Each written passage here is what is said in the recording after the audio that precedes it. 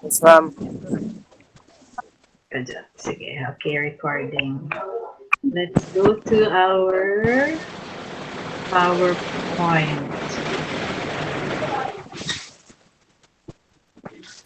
Sige, nara akong screen. Can you see it? Yes, ma'am. Sige. So anyways, din ako introduce myself. I already posted this in our Google Classroom. So you have there my mobile number, my email, and for Facebook, kindly refer to our Facebook group. Again, there are three sections in this online orientation right now.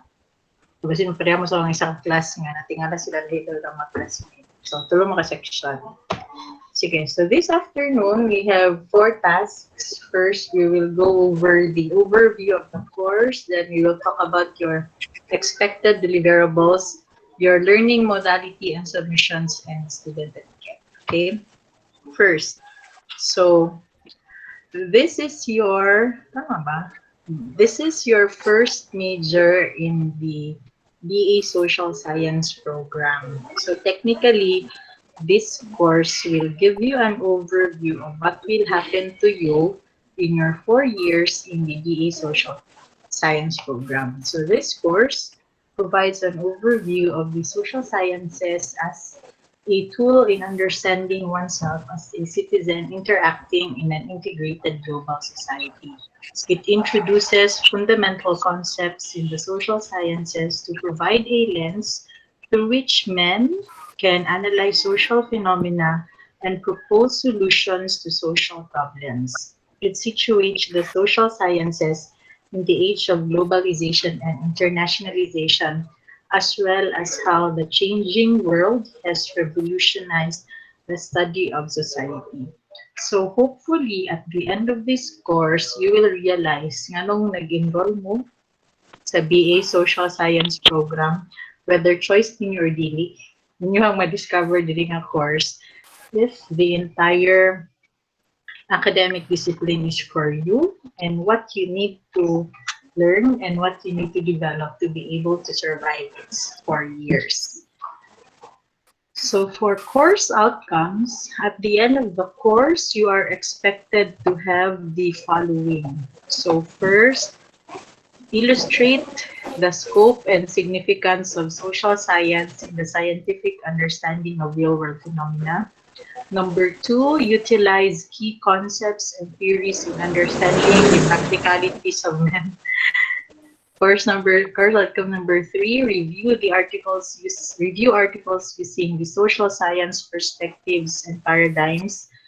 And then course outcome number four, conduct a root cause, that's not root case, root cause analysis of a social problem using the lens of the social science disciplines.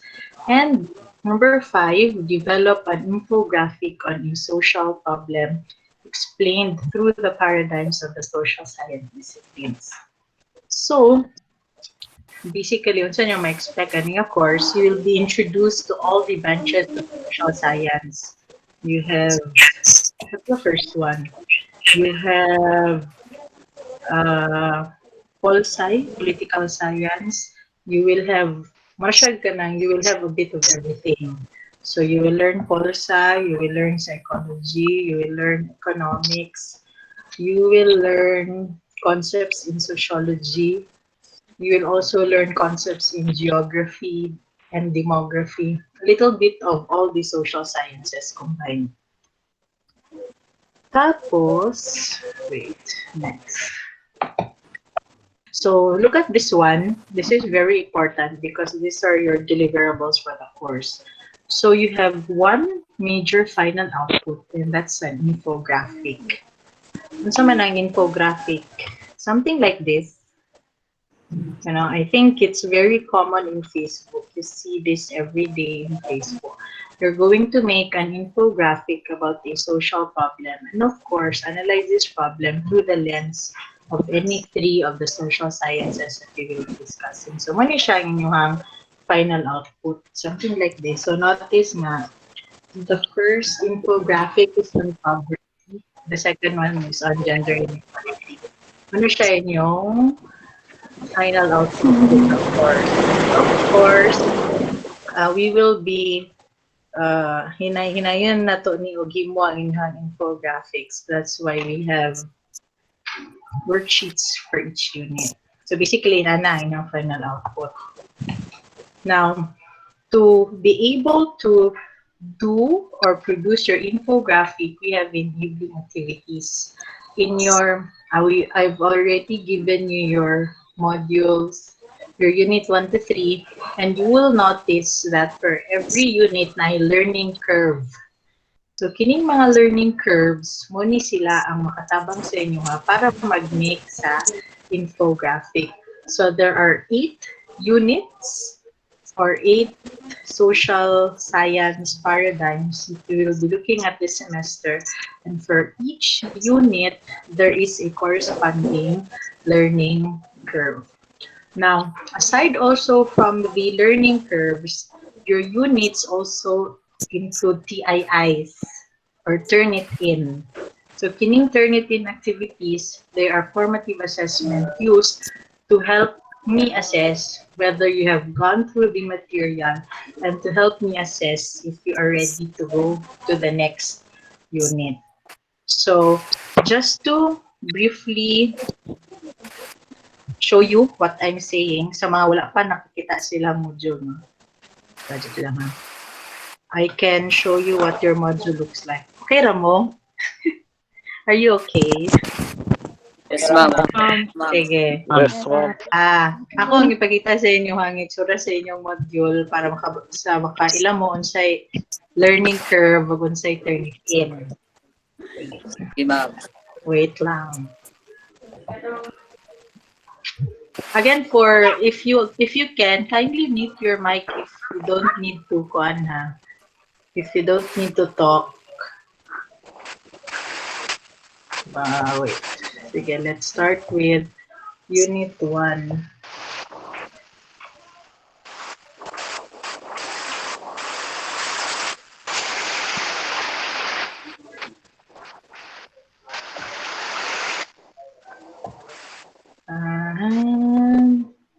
Present. Lang ha. Sige na. Oh no, where is it?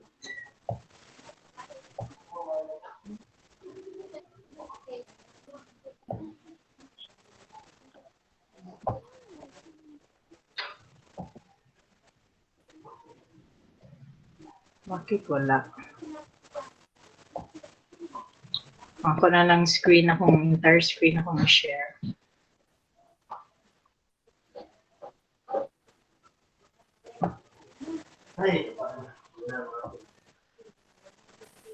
Sige, can you see? Unit 1? Yes? Hello? Kita ninyo yung Unit 1? Dili? Wala, ma'am. Makita, dili? Wala? Wala, ma'am. Wala? Inyong Nakita self, na, ma'am. inyong mga... Yes, ma'am. Kita na? Okay na, ma'am. Yes, ma'am. Okay na? Okay, very good. Nawala otro? Nawala. Oh, no. Nawala na, sad. Nawala na, sad. Wait lang Otron. Ano siyang itawag na the pitfalls of technology? Bakit?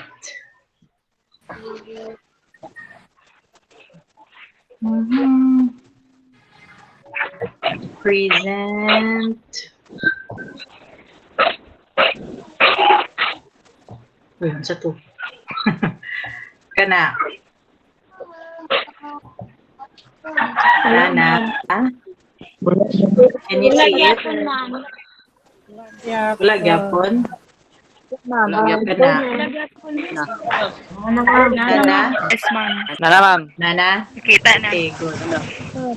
Okay. So, mo ni siya ang inyong module 1. Unit 1. So, I hope you watched the videos because they're cute. So, learn the ropes. This is the part where we have your reading material. No? Tapos, manotice ninyo, if you go over it, I'm going to show you what a Turnitin mark looks like. So, kini, for example, muni inyong Turnitin.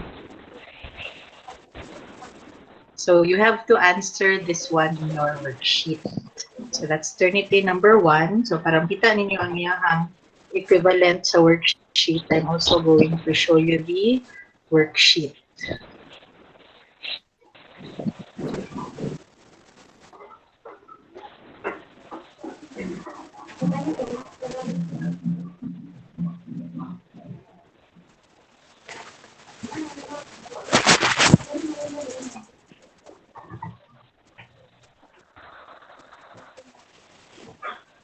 So, can you see the worksheet?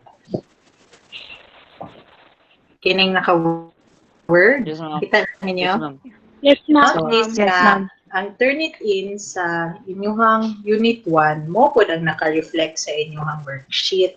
So, diri mo sa worksheet ninyo mag-answer sa Turnitin. Okay? Copy? So, dira mo mag-answer. Okay?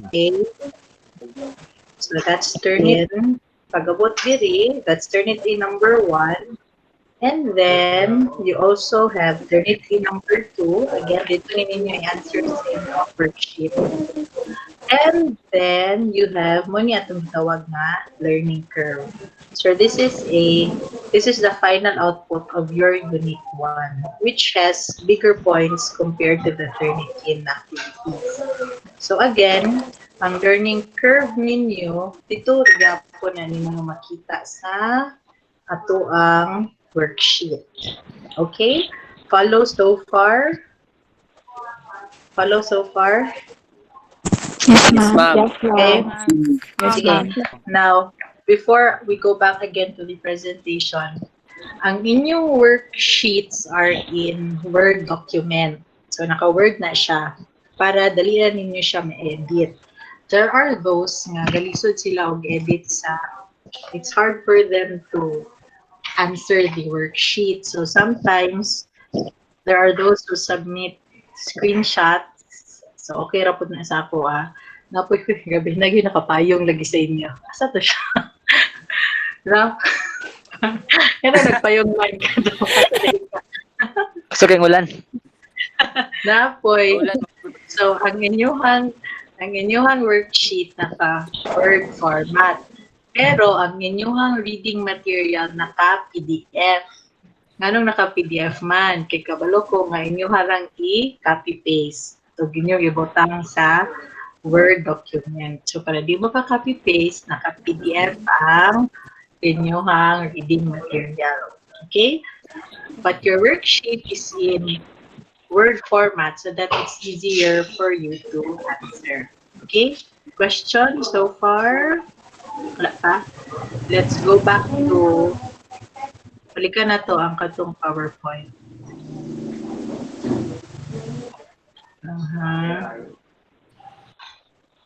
Can you see the PowerPoint again? No, ma'am. Nana? No. Di, ma'am. Wala. Ma'am, dili gid siya makita, ma'am. Wala pa? Just lang, mulat lang. Makita lang ninyo. Okay, ma'am. Nana siya, ma'am. Ano, ma'am? Okay na? Okay na, ma'am. Ano, ma'am? Okay na, ma'am. Okay na, ma'am. Okay na. Sige, so manata sa learning curves, no? And sa TII. So I hope that's clear already. Now, let's go to how you're going to submit. Ang inyong infographic would be by pair. So you don't need to worry because it's by pair. Your learning curve activities and your TIIs sometimes will be individual, sometimes by pair. So pag naka-state diadto sa inyong unit nga by pair, pwede nga isa lang ang mag-submit. Okay? Pag nakaingon individual siya, I will specifically put in the worksheet if it's by pair. Pag walay indicator nga by pair, pasabot individual ang submission. Okay? Follow? Yes, ma'am. Yes, ma'am. Now, let's look at your grading system. As mentioned in your online orientation, there's no midterm and final term exam. So instead, we have this one. 40% of your final grade in this course is your infographic. So, 40% na siya. Ang 60% sa inyong grado would be your scores in your learning curve and in your TIIs. Okay? So again, 40% ang infographic, 60% ang learning curve o ang TIIs. In other words, ang 60% would be your worksheets. Okay? So 60% na siya sa inyong grade. Now, notice nga nabutan ko dira og December 18. Now, the semester actually closes on December 23. Lain man po og December 23 tamo ipapas no hapit na mag-Christmas. So December 18 para na pa may chance nga kung kibali maulahi gamay, dili pa maabot og Pasko, nakasubmit na mo kay lain sa magpasko mo niya namoy deliverable, right? So, let's look at this schedule. Ay, papali ng schedule. Oh no, I don't have my schedule.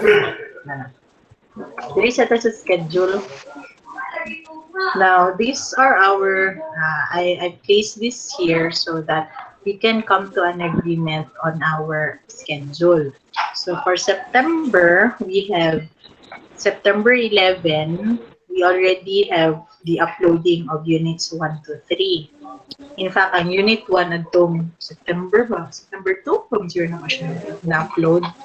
September 14 is your class orientation, this one, via Google Meet. And then, later on, I will be uploading unit 4. So, ang coverage sa atong midterm is unit 1 to unit 4. Okay? Now, by October, I'm going to conduct, October 9, I'm going to conduct another monitoring activity via Google Meet. So, notice nga, notice that I told you that we will not be meeting every day because we will only be meeting at least once a month. And that's for me to monitor your progress in your unit modules. So, karon na to ang first meeting, that's for the month of September. Our next meeting would be by October 9. And hopefully, you have already done your units 1 to 4 by then. Now, ma'am, yun ka nga walay deadline sa submission. So, actually, that's correct. Later, ako na i-answer ha ang question date. Tapos ang itiwas ang dates and activities. So, October 9, that's your monitoring activity via Google Meet. Again, for those who will not be able to attend the Google Meet, I will upload the recording in our Facebook group. And for those nga dili pag yun maka-access sa internet, dili ka matawagan kasi have your mobile numbers. Now, October 23, 2020 is the midterm schedule. So, I hope that by October 23, you can already submit your worksheets for Unit 1 to Unit 4. Ma'am, ingon man ka nga pwede lang SAM by December. Actually, pwede na po yun mo mag-submit by December 18. There's no problem with that. My concern is that if you wait until December to submit all our requirements, matapunog ang tanan ninyo worksheet. Now, remember that this is not your only subject. I think you have 8. Kila ba yung subject? 8 ba? 7? 8. 8, ma'am. So, imagine niyo nga kung sa December mo mag-submitanan, either dili ninyo siya maapas o himutanan, or we don't know what will happen unless nga kung mag-submit ka every month, at least you're sure that at least you already have submitted some of your work. That's why I would encourage you, if dili mo makasubmit per month, at least by October 23, during our midterm schedule, you can already submit the worksheets for units 1 to 4. Of course, that's only my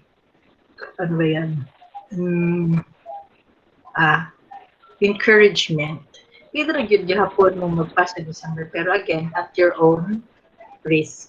And remember, sige, anong lisod ko kung December, let's go back to your schedule. So, October 26, I will upload units 5 to 8. Now, initially, I thought niya, upload na lang na ako tanan, units 1 to 8. Pero then, I had my reservations kasi masyakira mo, pag man sa unit 1, na ang unit 8. So, pwede na kayo mo ma-alarm, magdili na kayo mo ma-shock sa tanan ninyo buhat. Nakita na lang siyang tigi-tigi. Okay, anyways, nagamit man po ta every month. So, October 26, I'm going to upload units 5 to 8 in our Google Classroom. And then by November 27, we'll do another monitoring activity via Google Meet so that we can, yung mga monitoring activities, this is also my chance to explain to you a little about what's in the modules or in the units. Now, by December 11, I'd like you to submit a draft of your infographic.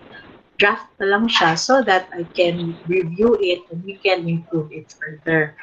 Your final submission of your infographic will be on December 16. And then, you will present your infographic online via Google Meet. I will invite faculty members and maybe senior students to critique and look at your infographics by December 18. So, ang akong dilemma, if December pa mo mag-submit, dili na nako siya correct, di na nako siya ma-review kung December 18 na mo mag-submit. So, whatever you submit on December 18, that would already be final.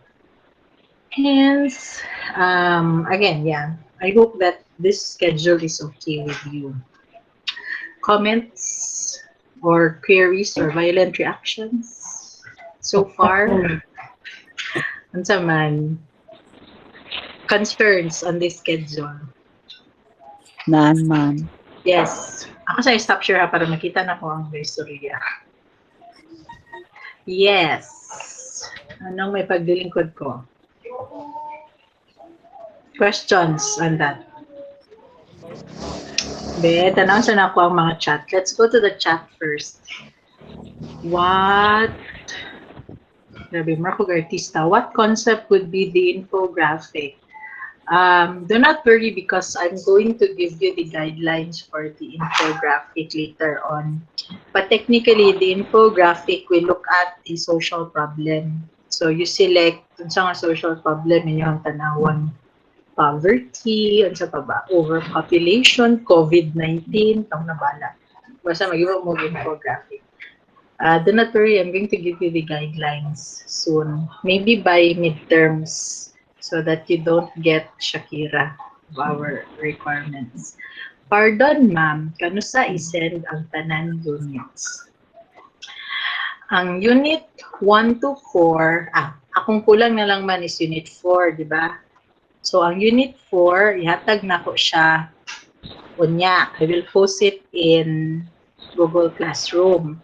And then, your unit 1 to 4, hopefully you can submit it by, sige, ito, can you remember? October 23. October 23. Units 1 to 4.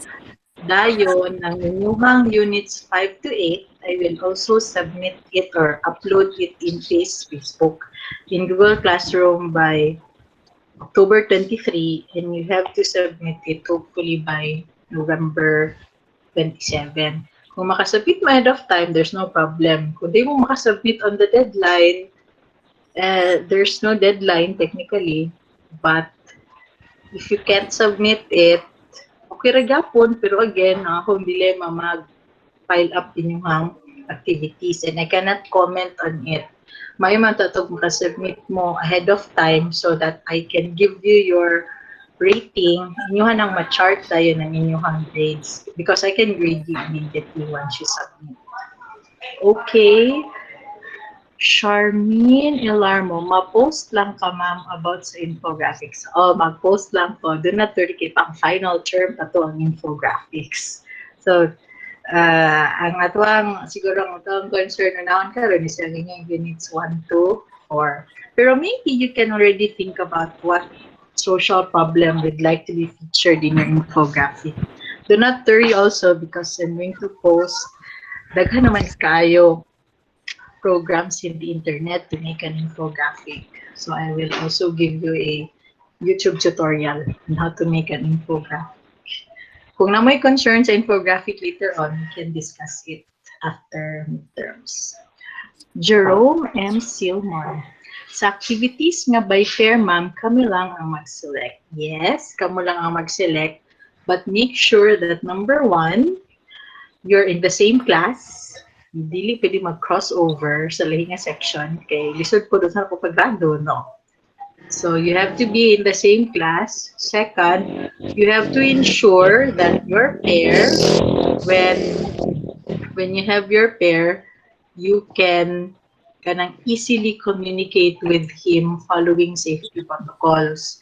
So ayun na kayo pamili adtong chart kaloy bisad sa discriminate. But you select a pair nga accessible, like inyong matawagan, inyong ma-chat. Remember that you're not allowed to travel and you're not allowed to go to the house of your classmate to do your homework and your modules. So ensure na whoever is your pair, you can easily communicate with them online or through call and text. Okay, clear? Next. Aisen Gisrael Ocho. Sadam ta kayo pa-introduce mo sa inyong self ba, but you know, we don't have the time and the bandwidth. Aizen Gisrael Ocho, about sa infographic, ma'am, by pair siya. Yes, by pair siya. By pair siya. So, para, you can do it like this. One can do the infographic, the other can do the presentation. And this is yung division of labor. Besides by pair. But again, the same section. Do not move. Do not find a pair in another section. Lowell Josh Sevilla. Okay lang, ma'am, na dili parehas sa required nimo na font ang among gamiton. Phone lang amo gamit. Phone lang amo ang gamit, ma'am. Sa unsa ni siya, Lowell? Sa worksheets? Man, where is Mr. Sevilla?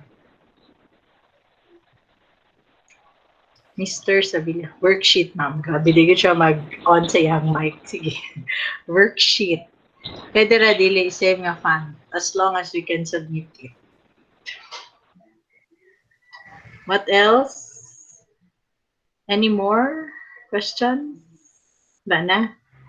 Sige. That's none so far. Excuse me, ma'am. Yes. Carl? About sa kuan, ma'am, activity is kaning ginapasa na mo, gina-transfer na mo ang activity into PDF. Okay lang na siya, ma'am? Okay ra. Pero pwede na po niya dili na. You don't need to worry if ma-disarrange siya because you can easily arrange it. Pero mas maayo po niya ma-PDF para dili siya ma-disarrange. But I'm not very particular. Okay. Thank you, ma'am. Okay. Next. Excuse me, ma'am. Yes. Kinsa man na? Liza. Liza Kanang Layaw. kita na mo ang kuan, ma'am, kanang mga answers sa mga classmates, ma'am, ba niya kanang makopy man gud sa umbanya na makita na mo. Because you're answering in siguro yung nag-answer. Nag-answer ana nga ang worksheet niya i-save niya sa Google Drive. Sige, I'm going to share my screen para makita ninyo. Do not save it in the drive because otherwise your classmates can copy your answers. Ganit lang ha. Yeah. I'm going to open it. I'm going to open our Google Classroom.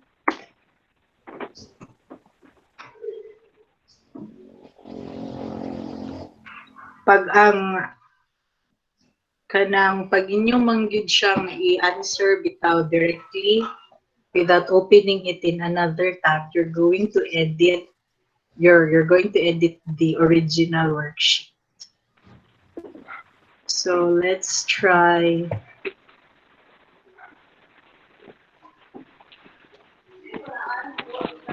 We do not copy the work of your classmate, You can see it, Raba. There's, in Google Classroom, there's a plagiarism test, so I can easily see it. Sige. Pero okay lang, same thought, ma'am. Okay, the same thought, but not verbatim. Grabe, bisan period, pareha na tanan. Okay, ma'am. So, Sige. okay lang tayo magtinabanga. Dili po, do it yourself. Kadya ta ka i-share ang Google Classroom. So that I can also show you, I prefer that in the Google Classroom. Lahi ang tinabanga sa magkinukyaha, ha? Sige. So, look at this one. So, this is my screen. Different ni siya pag sa inyo, ha, no? So, notice that I can see already nga nanay 20 nga nag-submit. So, this is for A5. So, that's why it's easy for me to monitor who have submitted or not. See, so nanay yung nga ngalan diri. For those who submitted, so I can see that, and then I can also see kung kinsa pa tong wala nakasubmit. So, naman to. Kini. So, kini sila, wala pa. So, for this class, out of 41, nanay 20 nga nag-submit. So, ang ginapasabot adto is when you go over your worksheet manggod.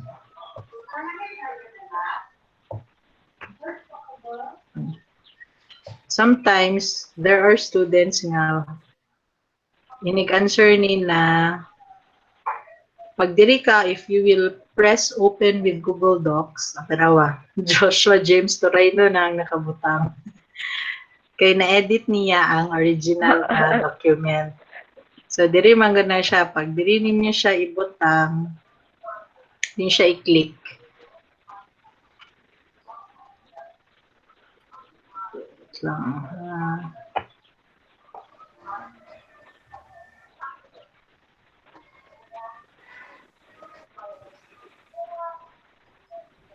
So, actually, you are editing the original worksheet. So you should open it in a new tab. Diba, dinansira na siya. So, ina na siya. So, if that will happen to you, you delete na lang, dikoan. You delete the answers and answer again. My only problem is that kung dili man sad gud na ko i-Word document, you would have difficulty answering it online. So do not pay attention na lang kung may mamali nga yan i-edit. Okay? But thank you for that question, Liza. Very true story. Yes, ma'am. Sige. Unsa pa may lain? Ako'y kumangapi ng sako. Ha? No! Don't copy. What else? None? Wala na? So far, at ang topic. Ede, balik sa sa group chat. Ay sa chat. Ma'am, about itong activity nga nakay gi-provide nga answer. Napay isa ka box sa ubos i-fill out na mo to tanan. So to siya. What do you mean, Jerome? About adtong activity nga nakay gi-provide nga answer. Which one? The learning curve. Tama ba? Padali ha.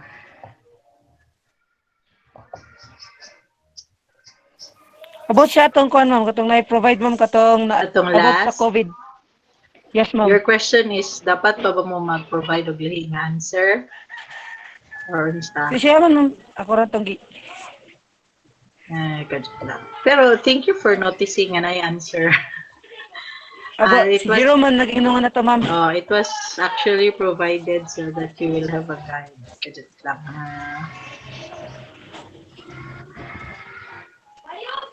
Where's my worksheet? No. Kini siya. So, this is learning curve. So, ako nang gibutangan ng supolsay. So, you don't need to change this anymore. Pero kung inyong i-change, okay ra pod. Kung nag-answer pa yun mo bisa diri, other than this one, that's fine. Okay? What else?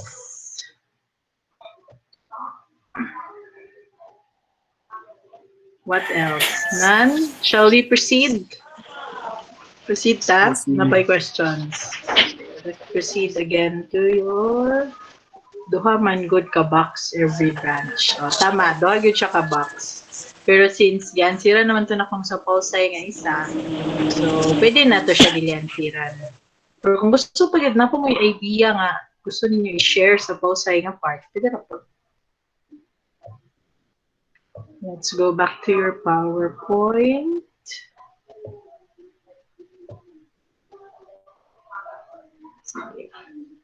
So we're done with the dates. Is this fine? Now my questions sa submission. Wala na? Let's go back. So your learning modality, we have your Google Classroom, and we have your Facebook group.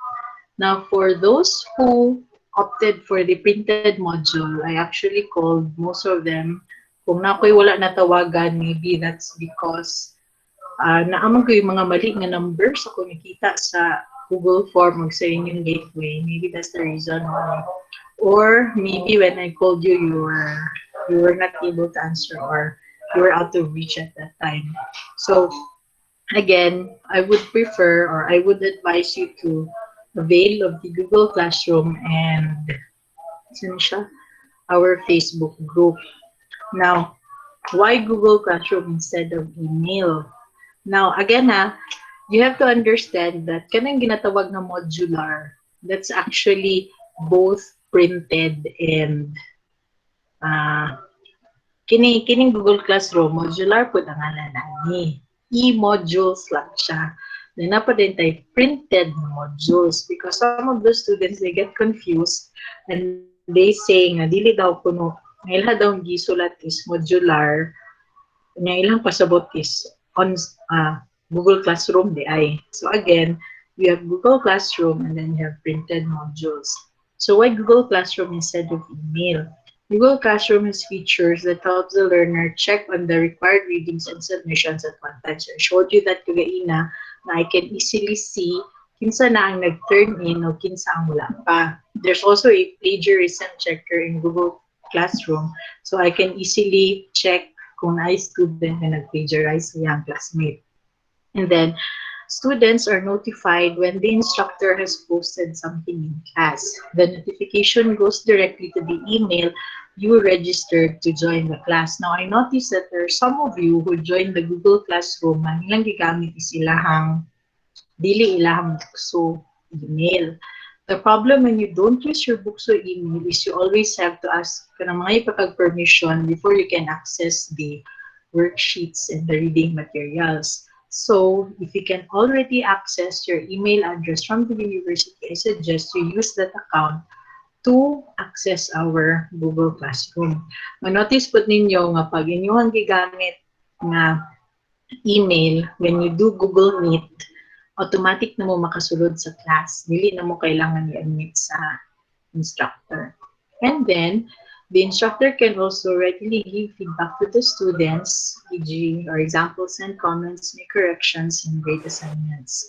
Google Classroom basically has the same requirement as the PDF plus mail modality. All it needs is internet access. Now, why Google Classroom instead of submitting assignments in our FB group? Ma'am, naman tayo FB group, ganun din na lang man dito mag-submit. There's more privacy in Google Classroom because once you submit an assignment, only your instructor can see it. Kung dito mo sa Facebook mag-submit, makita sa tanan ninyong classmate. O kung early mo nag-submit, there are chances that some of your classmates might copy your work. So, mayo sa Google Classroom, I can only, when you submit, ako lang ang makita, except atong naka-edit sa kanang worksheet, no? But technically, it will not be shared with your other classmates. You can submit assignments or coursework ahead of time without having to worry that some of your answers might be plagiarized.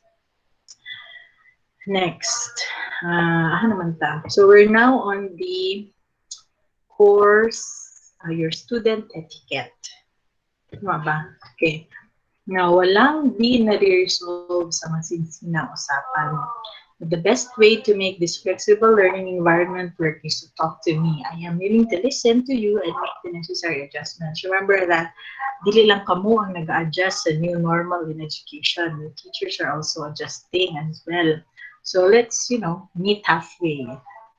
You tell me your concerns, I will listen to your concerns, and then let's do adjustments and compromise. Dili pwede nga, kamo lang po mag-adjust ako lang po mag-adjust. Let's meet halfway. If you tell me your concerns. Anyways, if I find that your concern is reasonable and it's really a problem, I can always make adjustments in the way we deliver our instruction. Next, unfortunately, I am not a call center agency, which is available 24/7. There are some students who would message their concerns alauna, sa kadlawon. Sometimes there are those who message alas 12 na sa gabi. So, if you want to message me, you can do that through Facebook or through our Google Classroom or send an email or contact me through my mobile number only during our class schedule because I am most available during our design class schedule. Now, if you miss to send a message during our class schedule, you may contact me during office hours. That's 8 a.m. to 12 p.m. and 1 p.m. to 5 p.m. every Monday to Friday. Okay? Now, please take note also that I cannot attend to your queries immediately. Sometimes I have students before na gusto ko pagdili mag-tutorial. Unfortunately, I'm not always holding my phone, right? So, hintay-hintay lang. Even true love waits. So, why not your text message and your concern on your modules? Now, when you do send a message, kindly practice proper etiquette. So introduce yourself, you state your full name, your section code, and your subject so that I cannot confuse you with my other students. I have 8 sections. So if you text me and you don't tell me who you are, I will not know that it's you. Okay? And then when you have to call, you please send a message first. So, kung kailangan ka magtawag, you text me first if I can answer your call, and then you call afterwards. And then finally, you are prohibited absolutely to give out my contact details without my permission in compliance with the data privacy law. In the same way, I would not be giving out your contact details to others without your consent unless it is an emergency. Now, next is the protocol for feedback. Now, this is very important.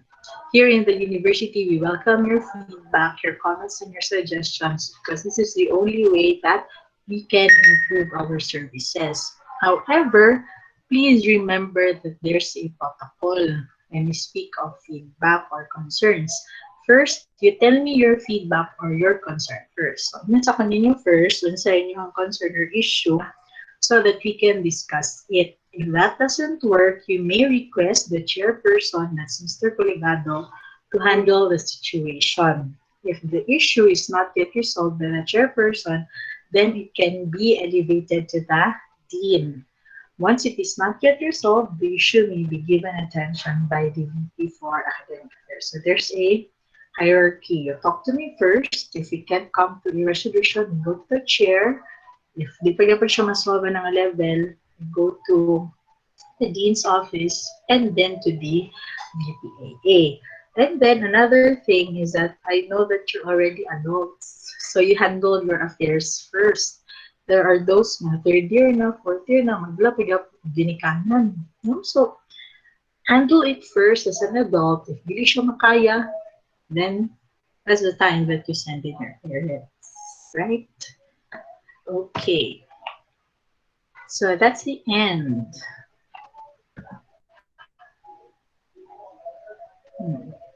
Any questions, clarifications, and violent reactions? Wala, ma'am. Be, No, ma'am. Adjot sa. Jeffrey Forley, ma'am, isod kayo mag-edit sa keypad, also cellphone, ma'am. So what's an option for those who cannot edit using their keypad? Maybe you can print it out, or you can you write your answer on a piece of paper and you take a picture of it and send it to me. Ba? So, when there's a will, there's a way. So, Okay na to? okay ra siya, ma'am. Ha? Okay ra. Okay ra Sa siya Miss kung Vanessa? okay ra siya kung isulat lang sa paper, then picture, then isend sa imo, ha? Oh, sige. Okay ra. Okay na lang. It's fine. Yeah. But make sure that your one is legible, ha? Basin ipod ko kabasa. Basin kumi-kumi. Sige, Sige. sige, ma'am. Next, we have, naman eh. Ma'am, kanang galibog Japon mi sa section code o subject code, ma'am. Ang inyong subject code, that's SS111. Right? Ang block A, I think your section code is A5. Tama ba? Yes, ma'am. Dayon, you have block B, that's A13, and block C is A585. So, ang kanang nabawaan ninyo nga mo ng subject code kay SS ang start. For your majors. I'm not sure with the other subjects. Okay? Ma'am, Yes, madam. itong sa mga juice o kuan ba, mga print module, kanas aligar to sila, ma'am. Mo gyud na ako ang problema sa mga printed modules. Kay wala pa gyud ang printed modules as of this time. So if you wait for it, sometime in October, mag-midterms na ang uban, kaya pa ka mag-start. So that's my dilemma. Dili man kayo mo mag-good sa kanang Google Classroom kay there's no definite deadline. No? Ang printed, madugay pag siya maabot sa inyo ha. Kamulo pa gani ka mananghid, wala pa gid mi naka-start to print. Because we're still trying to iron out the process. Okay. Aside sa printing, we have to sort the modules, and then we have to send it to you through your municipio. So we're still trying to iron that out. Ito ra gyapon din kuan sa munisipyo, ma'am. That murag sa Thank you, ma'am.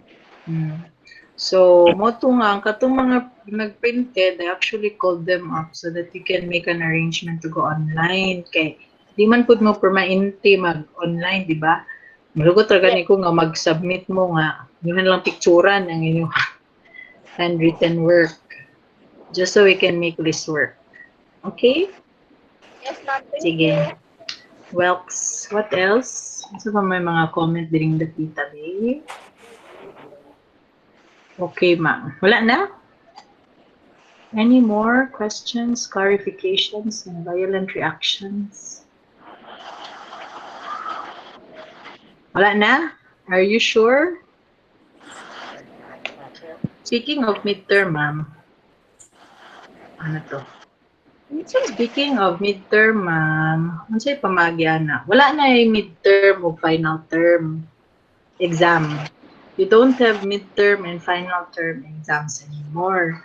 Your grade will only be based on your major final output, that's your infographic, and your worksheets. So your infographic is 40%, your worksheets are 60%. So wala na mo yung exam. Because of COVID-19 crisis.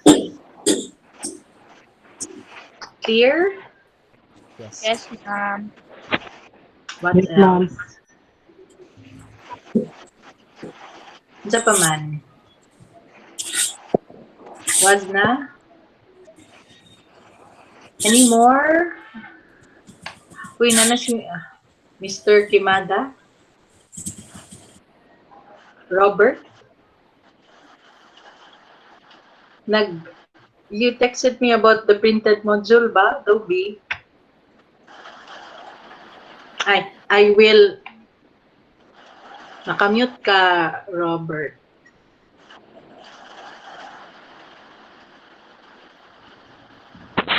Alang ma'am kay katoy mo nag-text ka kay sa akong friend to siya nga kanang kuan Number. nga yes ma'am. So Anong kay gato man yung nawala isulat man sa kuhan? Anong gato yung isulat sa gateway? Sige, so mag-call ko at yung mga number. Yung mga namang Okay, gitna. ma'am. Oh. Sige, after this, I will call you. Thank you What ma'am. else? Ma'am, sorry, late na ako naka-join. I don't catch all the given information because of the poor connection about the infographic. Do not worry, I'm going to upload the recording of this one and then ako pong i-upload ang PowerPoint. Okay? For Miss Pregulo so that you can catch up. And then if you have questions, you can just post in the comments at ang Facebook group. Comment box. Okay, done. Any more? So, ikapila na rin ninyo nga online class. First, Wow. First time. Yes, Isa pa, ma'am. Sana all. Sige, wala na may concerns kaya may screenshot na ko sa inyo. No more, ma'am. But I can't. Sige. Ako sa mong pictura na. Pero actually, ako mapictura ng first lang. Wait lang. Sige, smile. Charot. Sana ganito na ang pag-check ng attendance permit. Smile. Wait lang ha. Picture naman. Oh, picture na. Oh, picture po mo dila. Actually, ako mapictura ng first rank at part sa akong screen. Wait. Ano lang picturean ang attendance.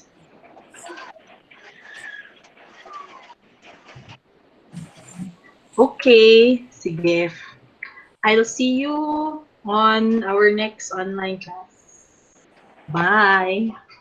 Thank you, ma'am. Bye, Thank you. Bless. Thank you, ma'am.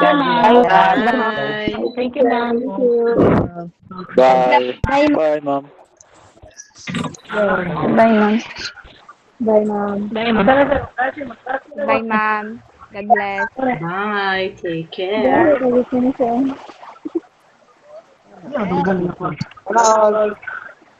Oh, danggan ako.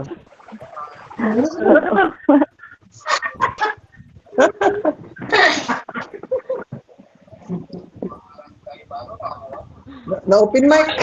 Ma'am, PK ka, ma'am.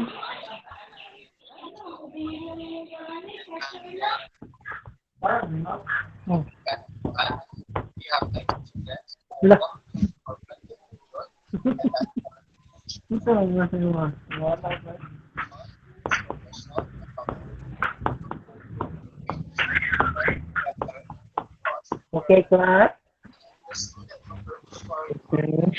Shit.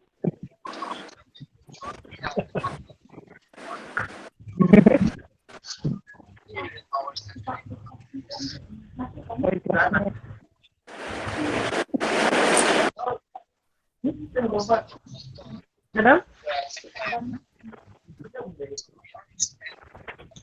Nasira ka rin.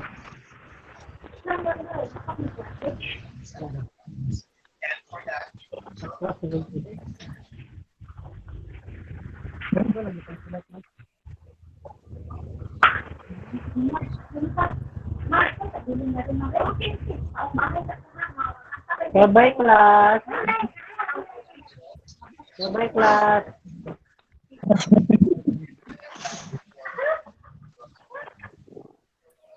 Bye, class.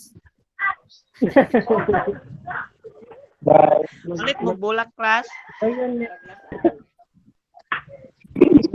Bilang dito.